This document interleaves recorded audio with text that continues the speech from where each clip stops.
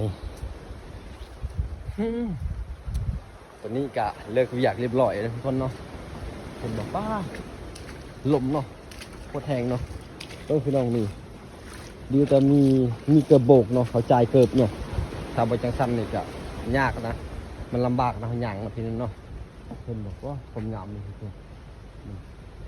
งามเลยเราตัดไว้แต่ว่ายูนี่บ่ใหญ่เนาะเขาจงแค่แต่6 วีเนาะ6 วีขึ้นไปเนาะพี่น้อง6 วี9 วีนะประมาณนี้เนาะเขาจงเนาะเพราะว่าเขายันแบบช่วงร้ายเนาะกูแบกไหวมันหนักเนาะก็คือแต่ก่อนนะเฮ็ดแต่ก่อนว่า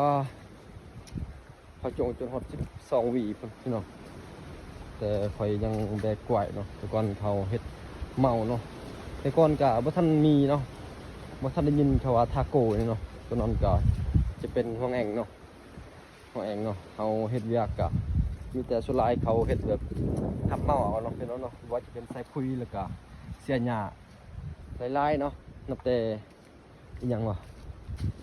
นับแต่สับนอกล้วยเนาะแล้วก็ห่อกล้วยนี่เขาจางน่าจะเป็นพันปลายเนาะเครือพันปลายก็ได้แล้วก็มัดเสือกหลายๆนะส่วนนั้นเนาะพี่น้อง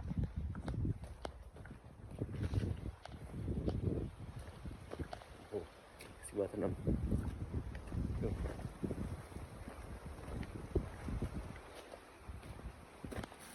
สิว่าทางนี้พี่น้องเพราะว่าเขาเปิดน้ำนี่ตัวนี้เขาก็เปิดน้ำนี่เปิดตลอดพี่น้องปลาลมม้วนอยู่นี่เนาะแต่ว่าแต่ก่อนเนี่ยเราแต่ก่อนเนาะแบบกินจากเขาเองเนาะตอนนี้ก็ขึ้นไปบริษัทสะดวกสบายเลยหลังจากเลิกเวียกเนี่ยตอนแรกกะ17 โมง17:30เนี่ยก็เริ่มกินข้าวแล้วพอ7 โมงเนาะก็ปิดนะพี่น้องเห็นบรรยากาศที่นี้เนาะสมแถวบรรยากาศส่วนกว่านะใครว่ามันอยู่กันซานเนาะอยู่ในหมอกในเมืองเนาะมันแออัดเนาะพี่น้องเต็มแต่แบบมลพิษเนาะสามารถมาชมบรรยากาศแถวนี้เนาะแถวนี้เนาะแถวปากกวายสดชื่นเนาะยามนี้ให้มีลมอีกพี่น้องเป็นว่าลมพรมแหงเนาะว่าเฮ็ดเรียกมีลมนี่กับบ่เมื่อยพี่น้องได้ถ้าบ่มีลมนี่พอปุ๊บก็มาปั๊บเนาะลมเนาะเพราะว่าช่วงนี้มันเป็นฤดูลมเนาะบ่แม่นเนาะคือสิแม่นน่ะบ่ผิดนะพี่น้องว่าช่วงนี้เนาะมีลมเนาะพี่น้องเนาะ